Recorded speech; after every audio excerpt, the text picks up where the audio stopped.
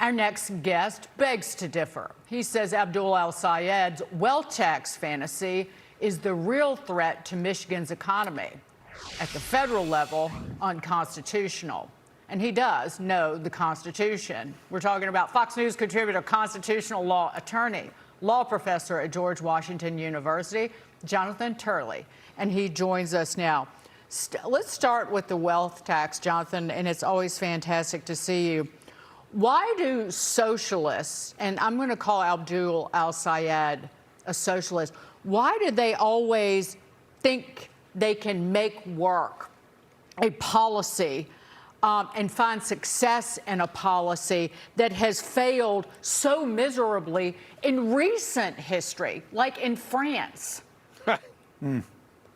No, it's quite impressive. You know, socialism often waits to jump a generation so that people lose memory of the previous socialist government. In France, of course, of the Mitterrand. In England, around the same time, they embraced these policies, and it destroyed their economies. Mitterrand had to restore capitalist policies. Of course, Margaret Thatcher came in to Great Britain.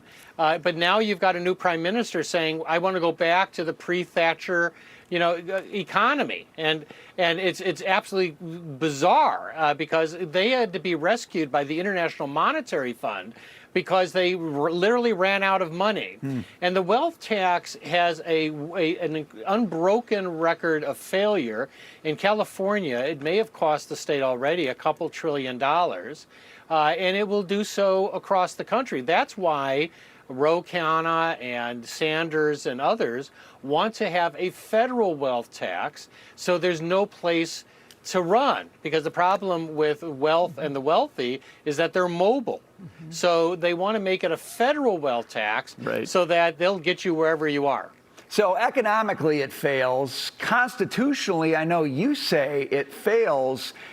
I don't think they care about the Constitution, Jonathan, and so they're going to try to find a workaround. What's their workaround to not let the Constitution stand in the way of this? Well, Brian, it is, in my view, unconstitutional. There's some people that beg to differ.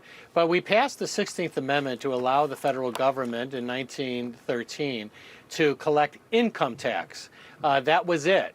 This is a wealth tax. It's different. Now, al-Sayed seems to conflate the two, but a wealth tax is really about the stuff you buy. So you earn your money, you get taxed on the money, and then you buy stuff. And then people like Elizabeth Warren says, literally, we're coming after your paintings, your boats, your houses to tax you again on the stuff you own. The problem is that the federal Constitution does not allow for a wealth tax, in my view. That's one of the reasons why many people on the left have been rather open, that the first thing that they have to do is to change the Supreme Court, to pack it, eliminate it, get it out of the way.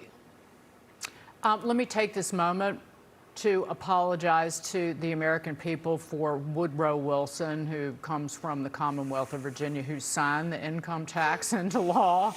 As a fellow Virginian, Apology I always accepted. feel the need to do that. But you mentioned the Democrats wanting to pack the court, change the court. Just listen to a snippet of what they're saying, Jonathan. What I support is dramatic reform, and what that looks like to begin with is making sure that the Supreme Court actually has an ethical code of conduct. I'm in favor of a fix the darn country constitutional amendment. It would outlaw partisan gerrymandering and enshrine parts of the Voting Rights Act right there in the Constitution. It would set term limits, not just for Congress, but for the Supreme Court, too. I also think we would be better off with a court that has something like 13 justices that would match the number of districts that we have in the federal system. Jonathan, your reaction before we jump. You know, these are establishment leaders who believe that they can marshal the power of the mob and it will destroy their enemies but not themselves. I just wrote a book called Rage in the Republic to show that history doesn't work that way. These armchair revolutionaries are tomorrow's reactionaries. So they're throwing institutions to the mob and hoping that the mob will put them in power. But they won't last there.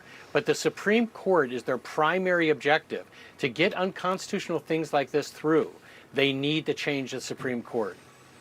Jonathan Turley, it is a pleasure to have you on the show tonight. Thank you very much for joining us.